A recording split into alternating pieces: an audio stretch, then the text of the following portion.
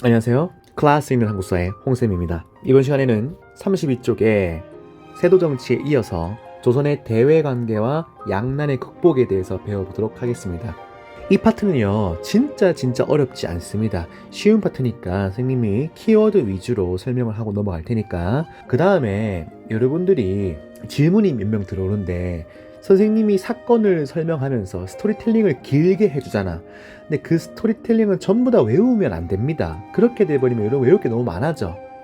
선생님이 그냥 키워드만 밑줄 치고 이거 외우세요 하고 넘어가면 그게 선생이냐? 여러분들이 어떻게 하면 이 사건이 왜 일어났고 이 흐름이 어떻게 자연스럽게 이어졌는지 그거를 설명해 주기 위해서 선생님이 스토리텔링을 길게 해주는 거예요. 알겠죠? 여기 보면 조선의 외교 관계를 뭐라 그러냐? 바로 키워드가 4대 교린이라고 합니다. 4대 교린. 4대는 뭐냐면 작은 나라가 큰 나라한테 4대를 바친다 그 뜻이고, 교린은 이웃과 교류한다 그 뜻입니다. 그러니까 4대는 뭔가 우리가 안 좋게 바라보면은 조금 굴욕적이다라고 볼 수 있고, 교리는 그냥 동등한 관계에서 교류를 하는 건데, 우선 4대는 누구랑 하냐면 바로 명나라랑 합니다. 여러분 알죠? 우리나라는 항상 중국과 뗄래야 뗄 수 없고, 당시 중국이 선진 문화를 가지고 있던 세계 최강국 중에 하나이기 때문에 명나라와는 4대 관계를 맺습니다. 여기서 4대는 작은 나라가 큰 나라를 섬기는 외교라고 합니다. 자, 사실 조선이라는 나라가 건국 초기에는 명나라랑 그렇게 사이가 좋지 않았습니다. 심지어는 명나라가 이 이성계를 조선의 왕으로 인정해주지도 않고, 이성계 측과 이 조선 측에서는 이러한 명나라 압박에 빡쳐갖고 요동을 정벌하자고까지 나갔지만, 결국에는 이 태종 이방원 이후에, 참고로 태종 이방원이 명나라 유학 갔을 때 사실 당시 명나라의 명나라 초대 황제이죠. 초대 황제 주원장이라고 있는데, 이 주원장한테는 아들이 여러 명 있었는데 이거 넷째 아들의 주체가 주체. 이 주체가 결국에는 형제들 전부 다 죽여버리고 왕자의 나라를 일으켜서 황제가 되거든. 이게 명나라 영락제란 말이야. 이 영락제가 사실 왕자 시설에 이방원과 친했습니다. 그러니까 그러니까 이방원이 왕이 된 태종 이후에는 명나라랑 본격적으로 친선 관계를 유지하기 시작합니다. 그러니까 본격적으로 이때부터 명나라는 우리나라와 조공 책봉 관계를 맺고 4대 외교를 전개하기 시작합니다. 조공이란 건 뭐냐면 우리가 직접 찾아가서 조공을 바치고, 책봉은 뭐냐면 찾아온 대가로 책봉, 너희를 인정해 줄게 라는 건데, 보통 이때 조공을 바치러 갈 때는 우리나라 즉 조선에서 인기 있는 특산물을 가지러 가고요, 책봉을 해줄 때는 우리가 가지고 간 그것보다 훨씬 값어치가 큰 비단 같은 걸 막 줍니다. 그래서 이게 굴욕적인 것만 아닌 게, 이 외교를 실리 외교, 즉 우리가 실리를 많이 챙겼다 해서 실리 외교라고 하기도 하거든요. 자, 선생님이 조금 디테일하게 좀 설명해 주면, 보통 조선에서 명나라에 수출하는 인삼 같은 걸 우리가 진상품이라 해서 명나라에 조공을 바칠 때 인삼을 많이 받았어요. 그 다음에 명나라가 우리한테 주는 걸 하사품이라 그래서. 근데 이 진상품과 하사품이라 그러니까 조금 자존심 상하죠. 근데 여러분, 자존심을 상할 필요가 없는 게, 우리 조선이 특산물을 가지고 명나라한테 아버지 저 왔어요 하면서 가잖아. 우리가 뭐 가지고 간다 해서 당시 고려도 그렇고 조선도 그렇고 인삼이 겁나 많거든. 그러면 인삼 가지고 가면은 아이고 잘했네 하면서 비단을 줍니다. 여러분, 당시에 비단이 얼마나 비싸면요, 여러분 비싸다고 하면 뭐 금이나 다이아몬드밖에 모르지. 예나 지금이나 직물이 제일 비싸. 옷감. 그러니까 지금 제일 비싼 옷감이 캐시미어보다 몇 단계 윗단계였던 뭐가 있냐면 비큐나라고 있는데, 비큐나로 만든 털로 만든 반팔티 하나에 200만원 300만원 넘고, 비큐나 털로 만든 코트 하나에 몇 천만원이 호가입니다. 이거 엄청 비싼 거예요. 이거 말도 안 돼. 근데 그 당시에 조선에서는 인삼이 겁나 널려 있었거든. 거의 도라지급이야. 뭐 도라지 하면서 그냥 주워서 명나라 가잖아. 그러면 비큐나와 같은 비단 겁나 주는 거야. 그 여러분 조선 입장에서 괜찮은 장사잖아. 그러니까 계속 가는 거야 명나라한테. 아버지 안녕하세요 하고서 갑니다. 그러니까 명나라 입장에서 우리가 너무 많이 오니까 뭐라 그러냐면, 야 조선아 이제 그만 와라. 3년에 한 번씩만 조공을 바쳐라. 부담스럽다. 3년 1공을 명령 내립니다. 그러니까 조선이 뭐라 그러냐면, 아버지 지금 저의 효심을 무시하는 거예요? 하면서 1년에 3번 찾아갑니다. 실제로는 4번 찾아가요. 엄청 갑니다. 근데 조선만 가니 다른 나라 똑같이 가겠지. 그래서 명나라는 결국 망하게 됩니다. 어쨌거나 우리가 했던 이 4대 외교는 실리를 챙겼다고 해서 실리 외교라고 볼 수 있습니다. 알겠죠? 자, 그 다음에 명나라를 제외한 다른 나라와는 교린 관계를 맺었는데, 여러분 강아지 키워봤죠? 강아지한테 하지 말랬지? 윽박 지르다가 오구 하면서 잘했어 하면은 얘가 말돌 잘 들으면서 애교도 뜬단 말이야. 말 그대로 당근과 채찍. 이게 교린이야. 자, 무슨 말이냐면 이 교린 정책은 명나라를 제외한 모든 나라라 했어. 대표적으로 여진족이 있는데, 이 여진족한테 당근책, 회유책은 뭐냐면, 여진족이 우리보단 못 살고 국경 지역에서 우리 자꾸 깔짝깔짝 약탈하니까 무역소를 설치해갖고 우리랑 교육을 허용해 줍니다. 근데 또 이 무역소 설치하고 교육을 허용해 준데도 불구하고 계속 약탈을 하게 되면 우리가 강경책, 채찍질을 하는데, 특히 이걸 한번 기억합시다. 우리의 갓 세종대왕 때 김종서라는 사람을 시켜서 여진족 지역에다가 사군 육진 지역을 개척하는데, 이게 중요한 포인트이기 때문에 교과서 잠깐 볼까요? 우리 교과서 64쪽을 보면, 자 여기 밑에가 조선이고 위에가 여진인데, 이 지역 여진과 조선의 국경 지역에다가 사군 육진, 마치 예전에 고려 시대 때 거란이 쳐들어왔을 때 1차 침입 때 서희가 외교 담판으로 여기 있는 강동 육주를 얻은 것처럼 세종대왕이 김종서를 시켜서 사군과 육진을 개척합니다. 그래서 덕분에 이 세종 덕분에 오늘날의 요 한반도의 국경선이 완성이 되는 거예요. 세종대왕은 진짜 못하는 게 없습니다. 알겠죠? 다시 돌아와서, 그다음에 일본 애들. 그러니까 일본 애들은 옛날부터 그 일본 바다에서 계속 깔짝깔짝대고 약탈하는 일본 왜구들, 즉 해적들이 있었는데, 그 왜구들이 약탈을 계속하면은 강경책으로 뭐 했냐면 또 세종대왕입니다. 세종대왕. 일본 애들이 약탈하니까 세종대왕을 하여금 세종대왕이 이종무라는 사람을 시켜서, 야 조지고 온나, 당시 왜구들의 근거지였던 스시마섬 즉 대마도를 정벌합니다. 누구를 시켰냐면 이종무를 시켜서 정벌합니다.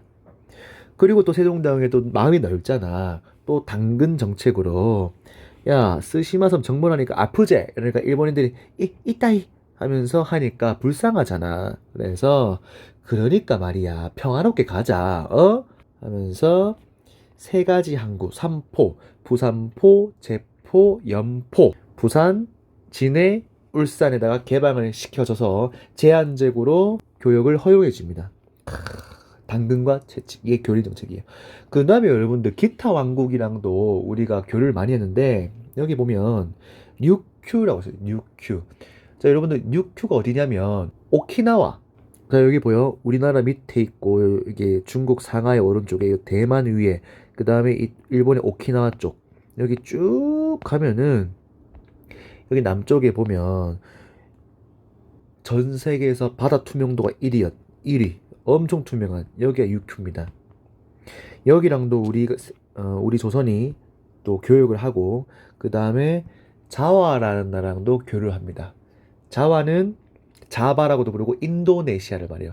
그 다음에 자바뿐만 아니라 시암 왕국 즉 태국이랑도, 그러니까 쉽게 말해서 동남아시아랑도 우리가 사신을 통해서 교류를 합니다. 요게 4대 교린 조선의 외교 관계예요. 자, 그럼 그 다음에 알아볼 게 뭐냐면, 여러분들이 또 헷갈릴 수 있으니까 자와 밑에 적어줄게요. 자와는 인도네시아, 그 다음에 당시에 시암이라는 왕국과도 교류했는데 시암이 어디냐면 태국이에요, 태국. 자, 그 다음에 배울 게 여러분들이 너무나도 잘 알고 있는 임진왜란에 대해서 배워보도록 할 겁니다. 임진왜란은요, 언제 일어나냐? 1592년 일본이 쳐들어왔기 때문에 1592 있을 때가 아니다, 1592. 자, 임진왜란의 포인트는 뭐냐면 왜 일어났고 임진왜란의 과정과 임진왜란의 결과가 중요한 건데 선생님이 차근차근 설명을 해줄 거예요. 자, 도대체 임진년에 왜구들이 왜 난리를 일으켰냐? 주인공은 바로 도요토미 히데요시입니다. 당시 일본은요, 전국시대라 해서 전국에 있는 무사들, 사무라이들, 귀멸의 칼날, 무사들이 서로, 그러니까 마치 춘추 전국시대 또는 우리나라의 삼국시대처럼 각 지역에서 사무라이들끼리 겁나 싸우는 시대가 있었어요. 전국시대라고. 그때 도요토미 히데요시가 이 엄청나게 혼란스러운 전국시대를 통일시켜버린단 말이야. 근데 이 사무라이들이란 존재들은 싸울 때 의미가 있는 애들이거든요. 근데 갑자기 통일을 하고 평화가 오니까 얘네들이 불만이 너무 많아지는 거야. 이 일본 정부에. 그래서 도요토미 히데요시들이 이 사무라이들한테 뭐라 그러냐면 야야야야 그만하고 사실 내가 통일한 이유는 저기 어디 중국까지 먹기 위해서 명나라 먹으려고 내가 통일한 거다. 그러니까 우리 명나라 가자 먹으러 하면서 뭐라 그러냐면 명나라를 정벌하러 가자 해서 두 글자로 정명이라 그러고 자 전쟁이 길어지면 보급로가 되게 중요하단 말이야. 그래서 명나라에 가는 길에 어디 뭐가 있습니까? 그렇지 우리나라 있지. 자, 명나라로 가는 길에 명나라를 정벌하러 가는 길에 그냥 자기들이 길로 사용한다 해서 명나라로 향하는 길 정명가도라고 합니다. 정명가도. 이것 때문에 쳐들어온 거예요. 이것 때문에.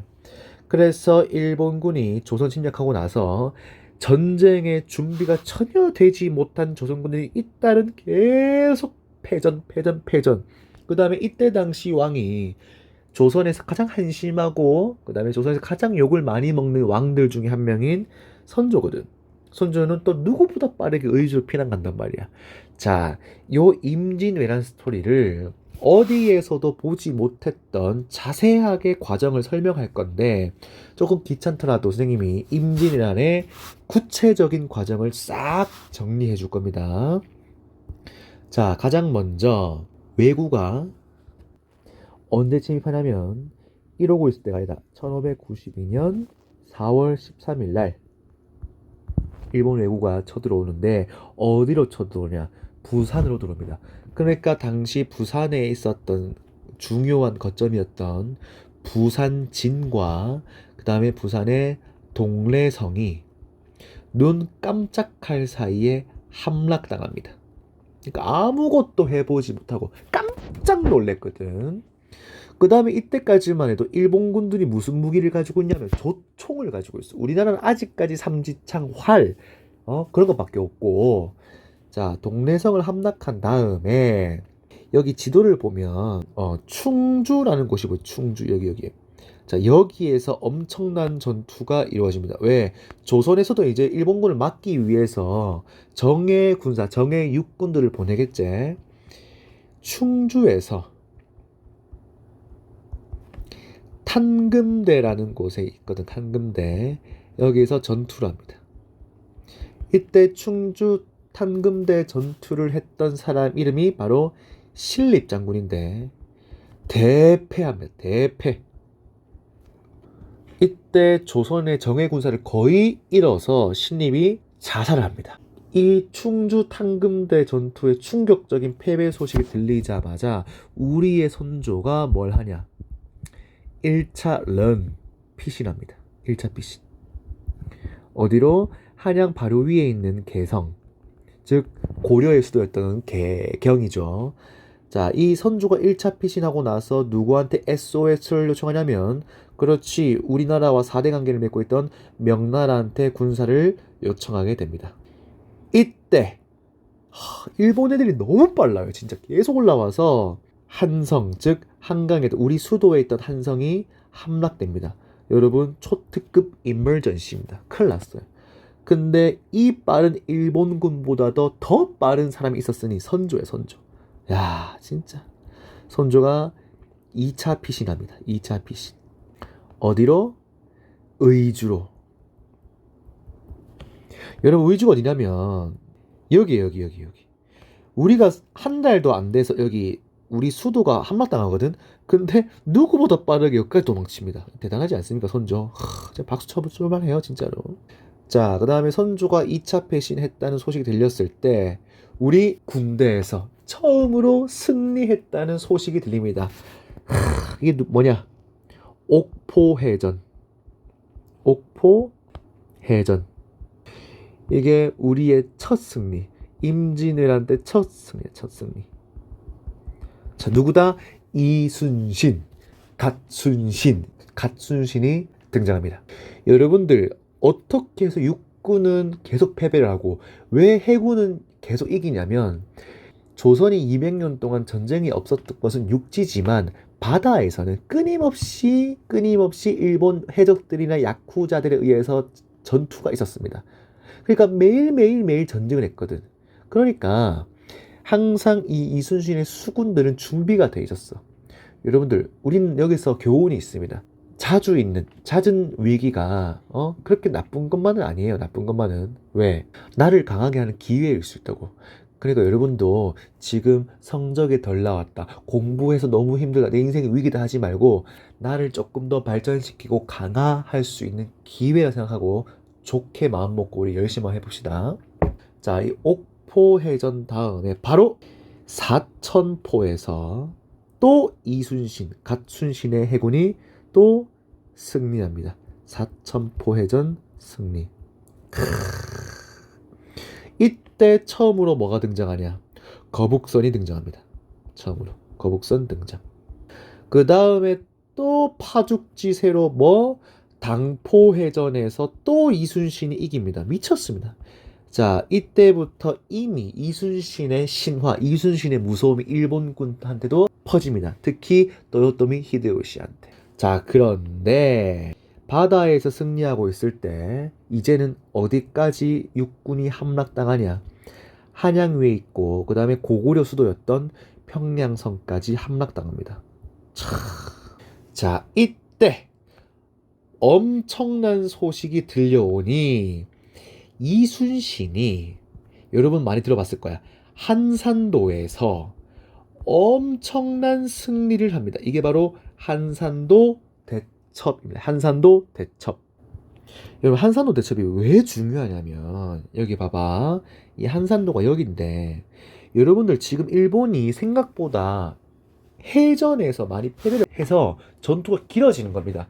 이때는 보급이 굉장히 중요한데 이순신이 한산도를 비롯한 바다에서 승리하는 게 어떤 의미를 가지냐면 보급로를 끄는 거야. 이 이순신이 보급로를 끊어버린 겁니다. 그래서 이 한산도 대첩 때문에 이 용기를 얻어서 조선에 있던 의로운 병사들도 이제부터 활약하기 시작하는 거야. 의병들.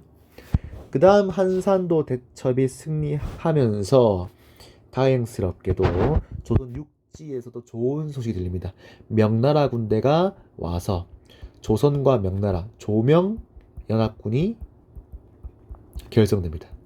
이 조명연합군이 결성되자마자 파죽지세로 또 엄청난 승리 소식이 들리는 육지에서, 그게 바로 진주에서 일어난 큰 승리, 진주대첩입니다. 진주대첩은 주인공은 누구냐면 김시민 장군, 김시티 장군입니다.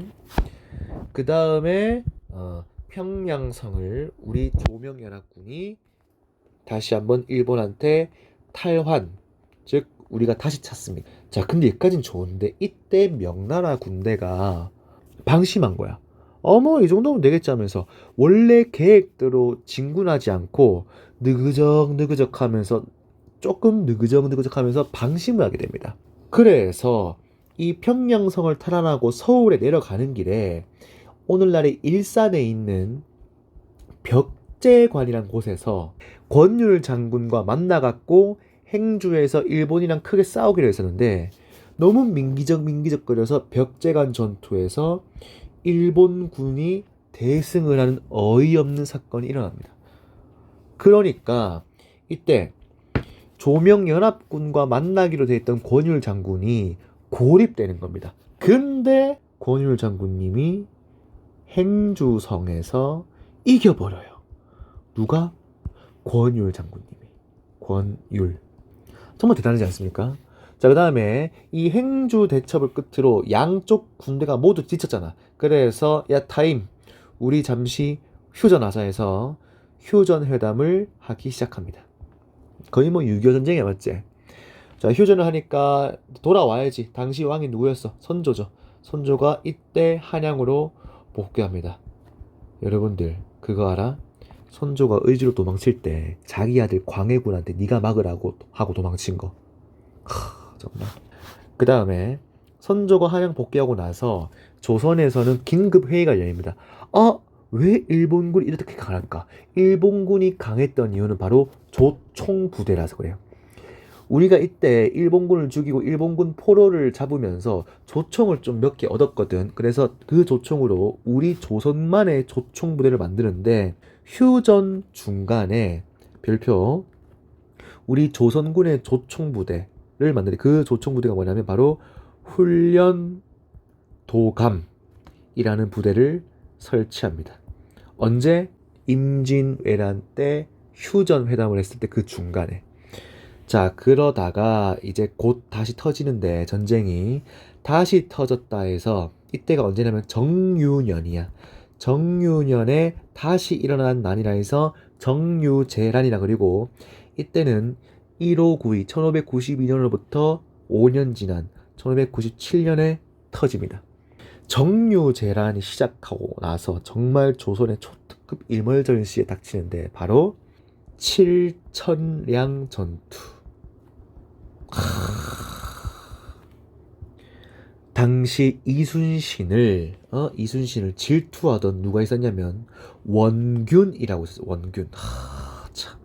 이 원균이 그리고 웃긴 게 선조가 또 이순신 질투하거든. 이순신이 또 백성들을 사랑받으니까 이 원균이 이순신을 모함해 갖고 이순신을 관직을 전부 다 없애버린 사건이 중간에 있었어요. 아무튼 원균이 조선에 가지고 있던 133척의 완전 거의 모든 끌어모읍니다.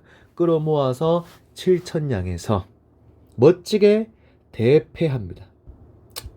이때 133척 중에서 12척만 남기고 끝나버립니다. 미쳤죠? 그지 여러분들 솔직히 말하면 칠천량 전투를 끝으로 조선이 먹힐 줄 알았어요. 이때 사람들은. 근데 여기 있어. 여러분들 영화로 등장하죠. 바로 무슨 대첩이 터지냐. 신에게는 12척의 배가 있사옵니다. 바로 명량대첩, 즉 명량해전이 일어납니다. 명량해전에서 이순신이 12척의 배로 일본군을 박살내버립니다. 이 명량대첩 이후에 화병으로 도요토미 히데요시가 사망하거든. 그래서 일본 군들이 도요토미 히데요시가 사망하니까 이제 항복하고 도망친단 말이야. 그 후퇴하는 일본 배를 자 끝까지 쫓아서 후퇴하는 과정에서 이순신이 또 한 번 크게 승리하는데 이게 이순신의 마지막 전투였던 노량해전입니다. 노량해전. 우리 갓충무곤 갓순신께서 노량해전에서 마지막에 전사하시죠. 뭐라 그래요? 내 죽음을 알리지 마라. 그렇죠? 여러분들 진짜 웃긴 게 신기하고 웃긴 게 도요토미 히데요시가 가장 존경하는 사람이 누구냐면 이순신이에요. 이순신. 적이지만 정말 대단하다. 정말 저 사람은 미쳤다 하면서 정말 끝까지 존경합니다. 대단하지 않습니까? 자, 아무튼 이 노량해전을 끝으로 임진왜란이 마무리가 되는데 선생님 여 위에 적어주신 거 다 외워야 돼요 과정? 아니 선생님이 중간중간에 빨간색으로 적어준 것들 있잖아. 요 정도만 과정을 좀 알면 될 것 같고 자 우리 다시 내려와서 수능특강으로 한번 해봅시다. 자 전개 부분에 이순신이 이끄는 수군이 활약하고 특히 한산도 대첩에서 그 다음에 여러분 한 번 더 기억해 줘야 될 게 누구냐면 곽재우나 그 다음에 조헌과 같은 의병들. 그러니까 의병이 뭐냐면 임진왜란 때 양반놈의 새끼들 다 도망칠 때 스스로 나서서 같이 광해군과 싸운 애들, 의로운 병사를 의병이라 그럽니다. 이 의병 애들이 조선의 지리를 이용해서 정말 일본군을 잘 맞거든. 그래서 하는 말, 요 지도에 보면 여러분들 이 이름들 봐봐. 뭐 조헌, 영규, 고경명, 뭐 이순신, 김심, 이순신, 뭐 곽재우, 정인홍, 뭐 등등의 의병장들이 있습니다. 요 지도에 나오는 사람 중에서 선생님이 랜덤으로 단답형으로 한 문제를 낼 거예요. 단답형 이번에 세 문제 낼 건데 이 지도 안에 지도 안에 있는 이 의병장들, 의병 애들을 랜덤으로 한 문제 낼 겁니다. 한 사람을. 선생님이 굳이 지금 수업 안 해주고 여러분이 공부했을 때 한 사람 한 사람을 인터넷에 조사해보고 간략하게 어떤 사람인지만 공부를 해놓으면 될 것 같아. 단답형으로 낼 겁니다. 알겠죠? 공부할 때 키워드 위주로 공부하면 될 것 같아요. 자, 그럼 돌아와서 명군이 참전해갖고 조명군이 뭐 평양 탈환하고 그 다음에 중간 요 위에 있는 거 다 있어요. 요 위에 있는 과정이 제일 정확하고 제일 구체적인 거야. 그 다음에 권율이 이끈 행주대첩도 있었고 그 중간에 행주대첩을 끝으로 휴전회담을 하죠. 근데 휴전회담 중간에 뭐를 설치합니까? 훈련도감이라는 걸 설치해서 조총부대를 만들죠. 그러다가 휴전회담이 결렬되고 다시 쳐들어오는 정유전이 터지고 결국 이때 칠청량 해전 이후에 남아있는 12척 갖고 기적적으로 승리한 명량대첩. 그 다음에 도요토미 히데요시가 사망 후 일본군이 철수할 때 마지막으로 펼쳤던 노량해전까지. 임진왜란이 여러분들 잘 막았지만 우리나라한테서 안 좋은 게 뭐냐? 임진왜란이 일본에서 일어났어? 우리나라에서 일어났어?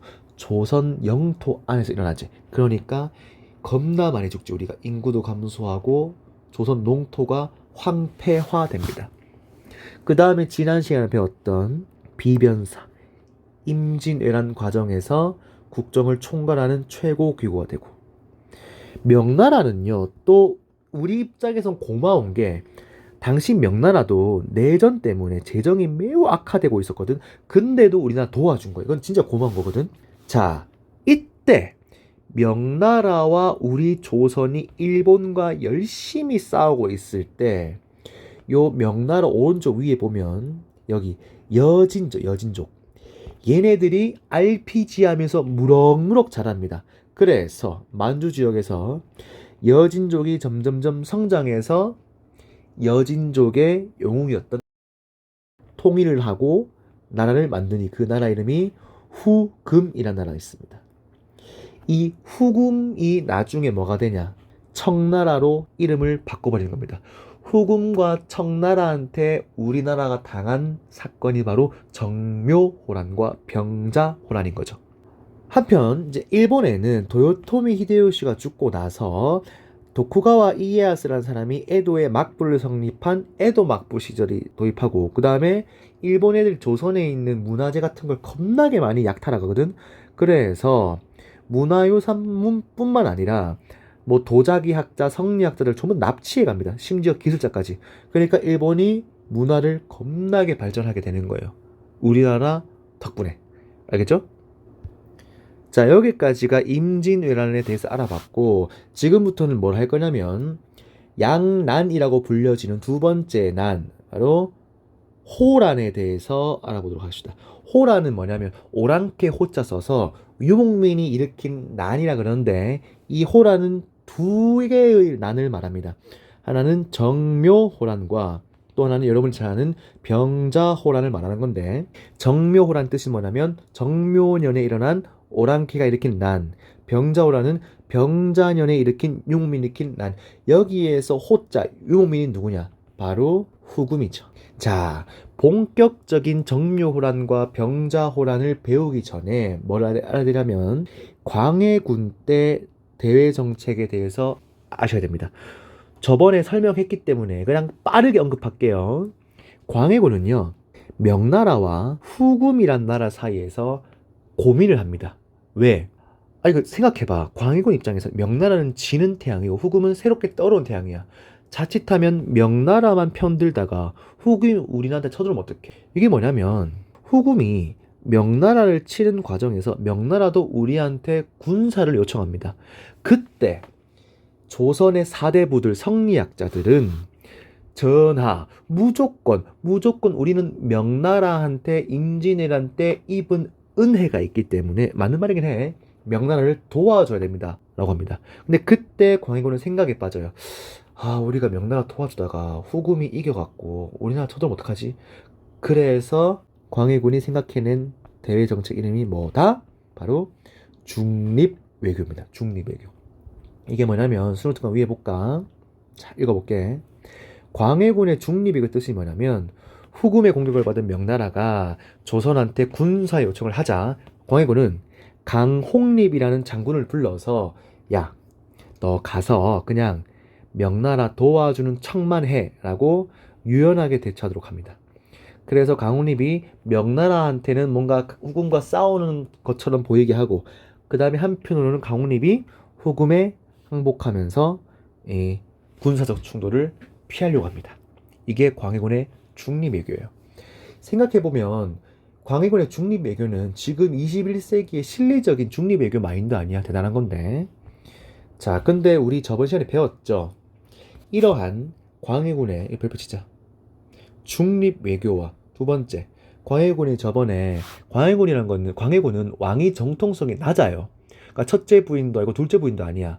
그러니까 광해군은 이 왕위 컴플렉스가 되게 심했단 말이야. 그때 선생님이 말했던 게 뭐야? 인목 대비, 자기한테는 계모지만 그 인목 대비가 아들을 낳았는데 그 아들이 영창대군이라 했죠. 그래서 이 영창대군을 죽이고 인목 대비를 폐위시킨 사건을 뭐라 불렀다? 그렇지, 폐모 살제라 그러죠. 폐모, 자기의 어머니격 같은 인목대비를 폐위시키고 살제, 자기의 형제격인 영창대군을 죽인 사건, 폐모 살제. 적어줄게. 누구? 영창대군을 죽이고, 영창대군 자기 동생이야. 배다른 동생. 영창대군을 죽이고 자기를 낳아준 엄마는 아니지만 인목대비, 거의 엄마격인 인목대비를 폐위시키는 사건이 우리가 폐모살제라 그럽니다. 자, 그러니까 이 두 가지 이유로 광해군이 어떻게 됩니까? 그렇지, 서인들이 반대하면서 뭐를 일으켜? 인조 반정을 일으켜서 광해군을 축출하고 인조와 서인이 정권을 꽉 잡게 되는 거죠. 인조 반정이 언제 일어나냐면 1623년에 일어납니다. 자, 인조 반정 이후에 정묘호란과 병자호란이 일어나는데 먼저 정묘호란이 일어나는 배경과 그 다음 병조호란이 일어난 배경을 좀 알아야 됩니다. 정묘호란과 병자호란을 본격적으로 수능특강에서 공부하기 전에 우리 교과서 66쪽을 펴고 지도를 같이 보면서 한번 해보도록 하겠습니다. 자, 이거 한번 읽어보면서 할게요. 호란의 발발. 인조 반정으로 정권을 잡은 서인은 명분을 앞세워서 친명배금 정책을 펼쳤다. 여기서 말하는 친명배금이라는 거는 명나라랑 친하게 지내고 금나라를 배척한다. 인조 앞에 광해군이 명나라와 후금 사이에 중립외교를 펼친 것을 굉장히 욕을 많이 했잖아, 서인이.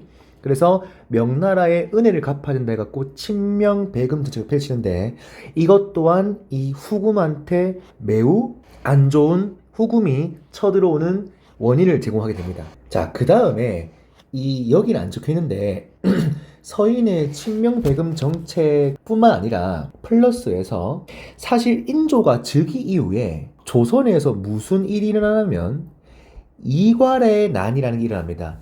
이괄이 누구냐면 인조 반정, 그러니까 인조가 왕이 되는데 참여하였던 이괄이 있어. 이괄. 사실 이괄이라는 사람이 인조 반정의 완전 1등 공신이거든. 근데 이 자신이 2등 공신에 책봉되어 있는 것에 불만을 품고 일으킨 반란 사건입니다. 아무튼 이 이괄의 난에 가담한 일부 무리가 후금으로 도망가서 인조 반정의 부당성을 주장하는 거죠. 그러니까 여러 가지 이유가 지금 후금으로 하여금 우리 조선을 쳐들어오는데 배경으로 작용하고 있습니다. 그 다음에 교과서 보면 계속 읽을게요. 후금은 배후를 위협하는 평안도 가도의 명군을 제거하고, 자, 왼쪽에 보면 평안도 쪽에 가도라는 게 있어요. 가도. 여기 하나의 섬이거든. 자, 서인의 칙명배금 정책도 이 정묘호란의 큰 배경이지만 이 평안도의 가도 문제도 정묘호란의 아주 큰 원인 중 하나입니다. 정확히 말하면 이 평안도 가도에서 있었던 그 명나라 장수가 누구냐면 모문룡이라는 명나라 장수가 있습니다. 이 모문룡이 이 가도에 진을 치고 해안 지방을 계속 공격하는 거예요. 후금 지역을 계속 공격하니까 이 후금 입장에서는 이 모문령의 가도 지방도 엄청 눈에 가시거리예요. 이걸 빨리 없애고 싶어. 그러니까 서인의 친명배금 정책 첫 번째, 두 번째 이괄의 난, 세 번째 이 모문령의 가도 사건 때문에 정묘호란이 일어나게 되는 겁니다. 알겠죠? 그래서 명과의 교육 중단에 따른 경제적 어려움에서 벗어나고자 조선을 침략하였으니 이게 1627년 정묘년에 일어난 오랑캐가 쳐들어온 난, 정묘호란입니다. 자, 이 정묘호란 때는 참고로 여러분들 이어진족 싸움 얼마나 잘하는 줄 알죠? 정말 위기였는데 조선에서 의로운 병사들, 의병들이 아주 잘 싸웁니다. 자, 왼쪽에 지도를 볼게요. 이 지도를 좀 눈여겨봐야 되는데 특히 정묘호란 때는 여기 이립과 그 다음에 정봉수가 의병을 일으켜서 실제로 후금을 잘 막습니다. 그 다음에 임경업 장군이 또 백마산성에서 항쟁하는 듯 정말 열심히 잘 막아요. 물론 이립과 정봉수, 임경업의 항쟁에도 불구하고 후금 애들이 바로 이 다른 루트를 뚫어갖고 조선에 쳐들어와서 엄청난 피해를 입히는 건 사실입니다.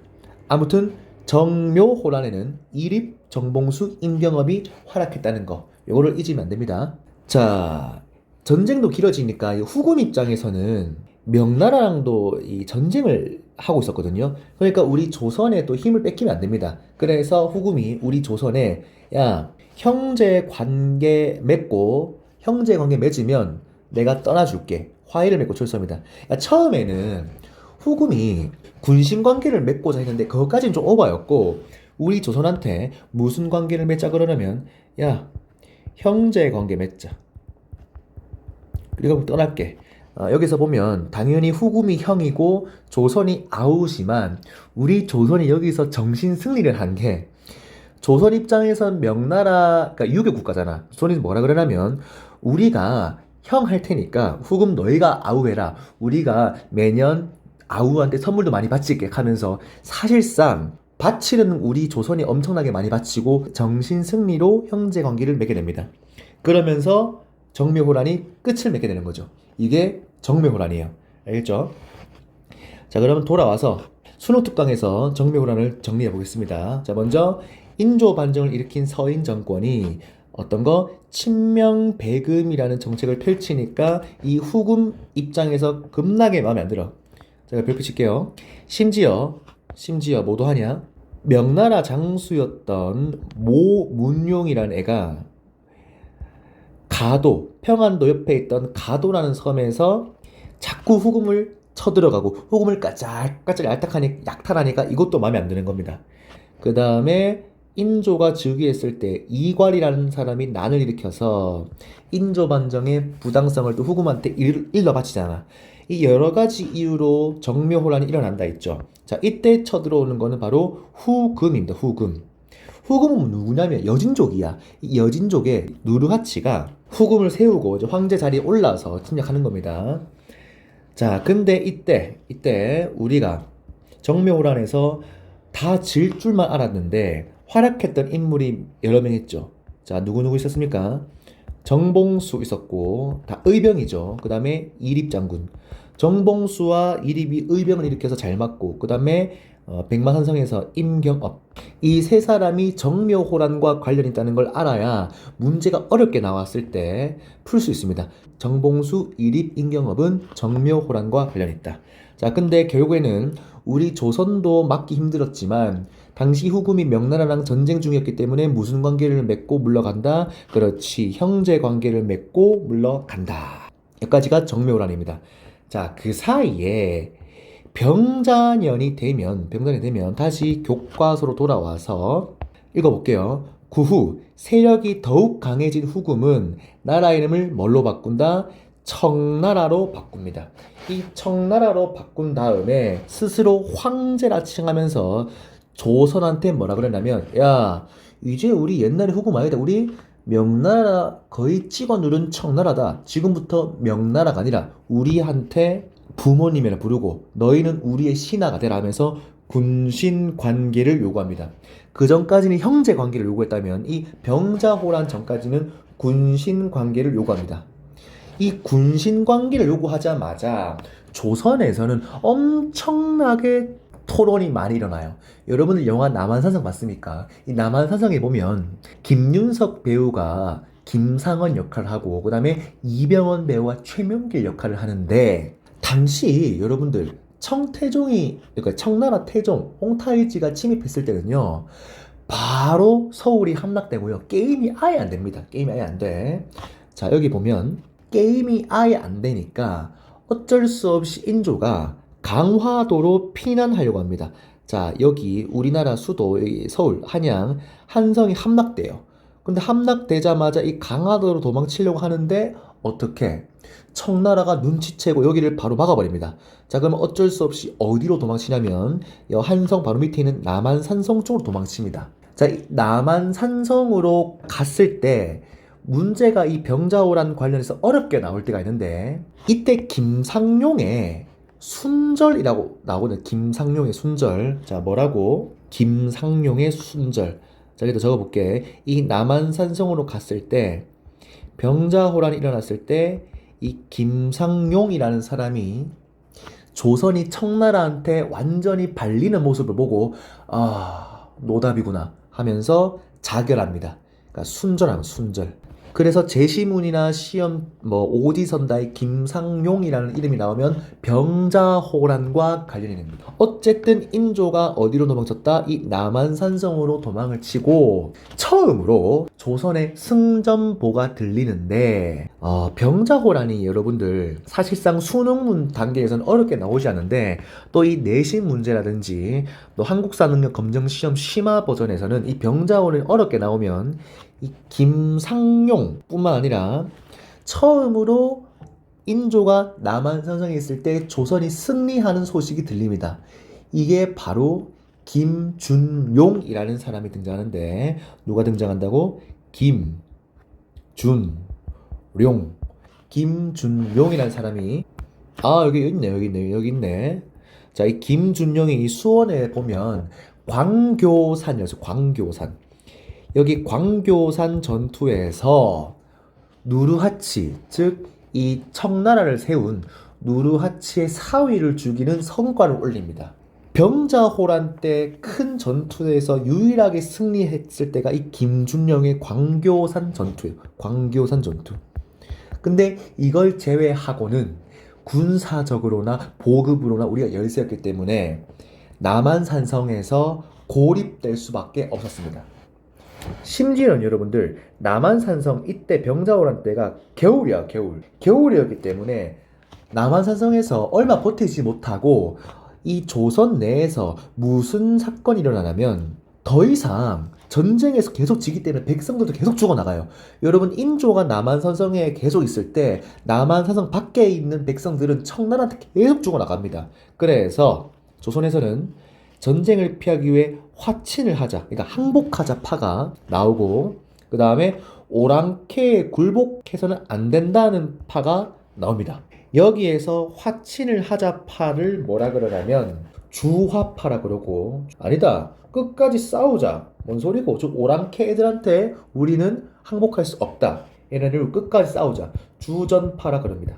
결국에는 조선이란 나라는 성리학 국가이기 때문에 의리에 죽고 의리에 사는 애들이란 말이야. 그래서 주화파가 지고 주전파의 의견이 받아들여지면서 청나라의 항복 요구를 거부하게 됩니다. 그러니까 어떻게 돼? 청나라가 인마들 보소 본격적인 병자호란을 일으키고 결국에는 우리가 항복하게 됩니다. 왜? 게임이 아예 안 됩니다. 그래서 결국 인조가 청나라에 굴복하고 청나라의 군신 관계 강요를 받아들이고 강화를 맺음으로써 인조가 어디에서 굴욕을 당하냐면 바로 삼전도라는 곳에서 인조가 3번 절하고 9번 머리를 찢는, 즉 청태종한테 우리나라 왕이 3번 절하고 9번 머리를 찢는 삼전도의 굴욕을 맛봅니다. 여러분들, 요 삼전도의 굴욕 영상이 유튜브에 찾아보면 엄청나게 굴욕적입니다. 그래서 이 삼전도의 굴욕을 통해 군신각의를 맺고 막대한 공물을 빼앗겼을 뿐만 아니라 심지어 인조의 아들, 2아들 소현세자와 그다음 복림대군을 비롯한 수많은 백성들이 인질로 청나라에 끌려가서 고통을 받게 됩니다. 자, 여기 이제 교과서에서 병자호란인데 다시 수능특강 돌아와서 이제 병자호란을 보면요, 1636년이 병자년에 일어난 오랑캐가 일으킨 난리 나서 병자호란이라고 그러는데, 다시 한 번 더 배경을 봅시다. 자, 후금이라는 애들이 국호를 청으로 고치고 이제 형제 관계가 아니라 군신 관계를 요구하게 됩니다. 군신 관계. 자, 근데 이때 조선 내에서는 뭐와 뭘로 갈라집니까? 절대로 항복할 수 없다의 척화파, 즉 주전파, 그 다음에 백성들을 위해서라도 항복을 해 어쩔 수 없이 항복해야 한다의 주화파가 나옵니다. 이 주화파의 대표 인물이 누구냐면 최명길, 이병헌이 역할을 했었던, 그 다음 이 척화파의 대표 인물이 누구냐면 김상헌, 영화배우 김윤석이 연기를 했었던, 그 다음에 이 척화파의 김상헌 말고 윤집이라는 인물도 대표적 인물인데, 어떻게 대립을 했냐면 최명길이 먼저 말합니다. 예를 들어서 우리에겐 대항할 힘이 없소. 이대로 청나라와 화친을 하지 않으면 나라가 망하게 된단 말이오. 명분과 의리도 중요하지만 나라가 망하고서야 무슨 명분과 의리가 있단 말이오. 백성들을 살려야 됩니다.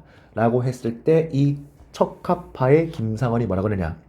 명나라를 배신하고 청나라에 항복을 한다는 것은 삼관과 예의를 다 무너뜨리는 것이요. 그렇게 되면 나라가 망한 것과 무엇이 다르단 말이오. 오랑캐에게 황제라고 부르고 신하가 될 수 있겠소? 라면서 첨예하게 대립합니다. 결국에는 이 척화파가 조금 더, 조선이라는 성리학 국가이기 때문에 척화파가 우세를 해서 결국 군신관계를 거부하게 됨으로써 청태종이 본격적으로 침략을 하게 됩니다. 그래서 인조가 남한산성, 즉 겨울에 얼마 버티지 못하고 삼전도에서 항복을 하니 이것을 우리가 삼전도의 굴욕이라 그러고 군신관계를 맺게 되고, 이때 인조의 아들이었던 소현세자 복림대군이 인질로 잡혀가게 됩니다. 자, 아까 교과서에도 적었지만 병자호란에서 기억해야 될 인물들이 누구냐면 김상룡이 순절했죠. 아, 조선 답이 없다 하면서 김상룡이 자결을 한 다음에, 그 다음 유일하게 승전보가 올리는 게 누구라 했습니까? 그렇지, 김준용. 김준용이 오늘날의 수원의 광교산에서 전투를 해갖고 누르하치의 사위를 죽이는 성과를 올리긴 하지만 어쨌든 조선이 완전 초토화당해서 우리가 지고 맙니다. 여기까지가 병자호란이에요. 자, 혹시나 해서 적어주는 거지만 인조가 삼전도에서 굴욕을 당했을 때 선생님이 아까 뭐라 그랬어요? 인조가 청태종한테 3번 절하고 9번 머리를 조아린다 했죠. 이거를 한자로 뭐라 그러냐면 3번 절하다, 3배 9번 머리를 조아리다 해서 구고두레라고 합니다. 엄청나게 굴욕적이죠. 자, 그러면 이 임진왜란, 그 다음에 뭐 임진왜란 뿐만 아니라 이 호란, 정묘호란과 병자호란 이후, 즉 여기 보면 양난 이후에 우리 조선의 대외관계를 한번 살펴볼게요. 양난 이후에 우리 조선의 대외관계를 살펴보면 일단 일본과는 임진왜란 이후에 그 도쿠가와 이에야스라는 사람들이 그 에도 막부를 세우고 우리한테 자꾸 러블콜 보낸단 말이야. 아, 미안해. 저번에 임진왜란 쳐들어간 건 내가 아니고 도요토미 히데요시랑 나쁜 놈이야. 나는 너희랑 친하게 지내고 싶어 하면서 우리 조선과 국교를 재개하게 됩니다. 그래서 우리 조선이 일본의 통신사를 파견해서 우리의 또 좋은 문화, 우리의 또 좋은 기술들을 또 전파를 해주고 다시 한 번 더 국교를 재개하게 됩니다. 자, 이제 문제는 정묘호란과 병자호란 이후에 청나라와의 관계입니다. 청나라 관계. 자, 여러분들, 인조의 아들 중에 두 아들, 첫째 아들 소현세자가 있고 그 다음 두 번째 아들 복림대군이 있습니다. 자, 근데 유교 국가에선 첫 번째 아들이 왕이 되는데 이 둘 다 청나라의 인질로 가 있을 때 서로 다르게 느껴서 옵니다. 소현세자는요, 청나라에서 이 청나라가 왜 이렇게 강할까? 청나라의 우수한 기술들, 문화들, 배경들을 이런 것 때문에 청나라가 강하구나. 우리도 이 청나라를 좀 받아들여 갖고 조선도 좀 강해져야지라고 하는 마인드를 먹고 되고, 이 복림대군은 아버지랑 좀 비슷하게 계속해서 복수해야지, 청나라에 복수해야지 막 화가 나고 벌벌 떨더랍니다. 그래서 결국에는 인질 생활하다가 돌아와서 인조가 소현세자부터 보고 싶어 하겠다니, 첫째 아들이니까. 그래서 불러 모아갖고 어이 우리 세자 소현세자 어땠노 하니까, 아버지 우리가 청나라한테 진 이유가 있었습니다 라고 하니까 인조가 빡쳐갖고, 왜 자기는 이마 찍고 막 굴욕적으로 항복했는데 아들이란 놈이 청나라를 본받아야 된대. 그래야 그때 옆에 있던 벼루 먹을 던져갖고 뭐 소현세자 머리 깨서 죽었다. 실제로 소현세자 돌아오자마자 1년 만에 죽거든. 그러니까 독살설이 좀 돌아요. 그 다음에 이제 소현세자가 죽고 나서 이 복림대군을 부릅니다. 그래 우리 복림대군 넌 어땠노 하니까, 아버지 저는 청나라의 인질로 있을 동안 한시도 제대로 잔 적이 없습니다 라고 하면서 복수를 해야 된다라고 말하니까 인조가 역시 네가 내 아들이다 해갖고, 이 인조 다음에 복림대군이 왕이 되니 이 복림대군이 효종이 됩니다.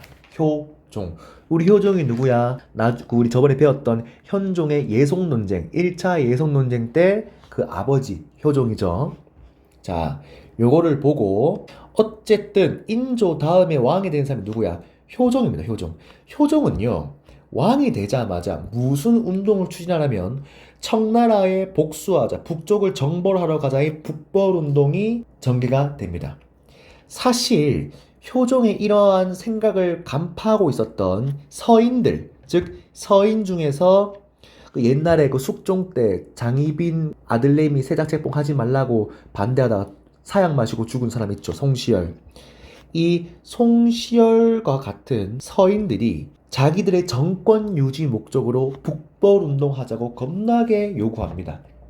실제로 북벌운동하기 위해서 효종이 군대를 양성하고 성곽을 수리하는 등 군사력을 강화하긴 합니다. 실제로 진짜 정벌을 하려고 해요. 근데 결국 청나라에 쳐들어가는 건 실패하고, 왜냐면 효종이 죽은 다음에 북벌운동이 사실상 중단되거든요. 실제로 이 북벌운동을 통해서 키운 우리 군사력을 어디에서 쓰냐면, 실제로 당시 청나라가 러시아랑 전쟁을 한번 한 적이 있거든. 청나라가 우리한테 군사를 좀 도와달라고 합니다. 그때 우리가 이 북벌운동을 위해 컸었던 군사들이 러시아를 정벌하게 되거든. 이거를 뭐라 그러냐면 나선 정벌, 나선, 러시아라 그래. 러시아와 그 다음에 우리 조선 플러스 청나라 군대가 러시아를 정벌하러 가서 실제로 우리가 이기기도 합니다. 실제로 나선 정벌에서 성과를 챙기기도 해요.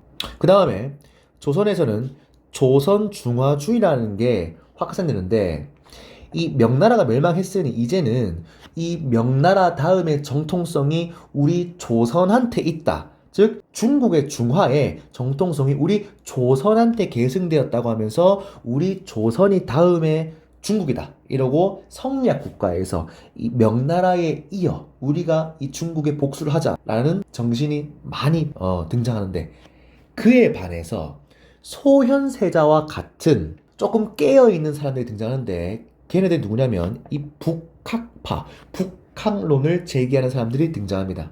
얘네가 누구냐면 병자호란 이후에 소현세자뿐만 아니라 우리나라의 신하들도 많이 청나라에 파견되거든요. 이때 청나라에 파견된 연행사가 뭐냐면 당시 청나라의 수도를 연경이라 불렀어요. 이 연경으로 향하는 사절단이라 해서 연행사라 그러는데, 이 연행사가 청나라에 왔다 갔다 하면서 청나라가 이 발전했던 모습, 청나라의 선진 문물을 보고 엄청나게 크게 깨닫게 됩니다. 와, 청나라 이거 무시하면 안 되겠다. 이거 너무너무 본받을 게 많다 해서 18세기 이후에 청나라의 발달한 문물을 수용하자는 파가 생기니 그게 바로 북학파입니다. 북쪽의 학문, 청나라의 문물을 받아들이자 파.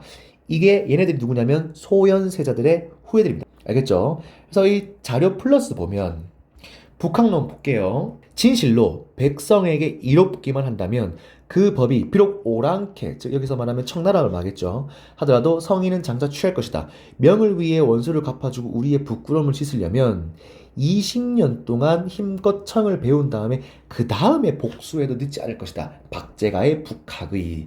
이 제시문을 봤을 때 어떤 것 같습니까? 그렇지. 우리가 지금 당장에는 힘이 없기 때문에 청나라의 문화를 보고 우리보다 나은 것이든 마땅히 배워서 나중에 원수 갚자. 이게 북학파예요. 알겠죠? 자, 여기까지가 우리 조선의 대외관계 파트입니다.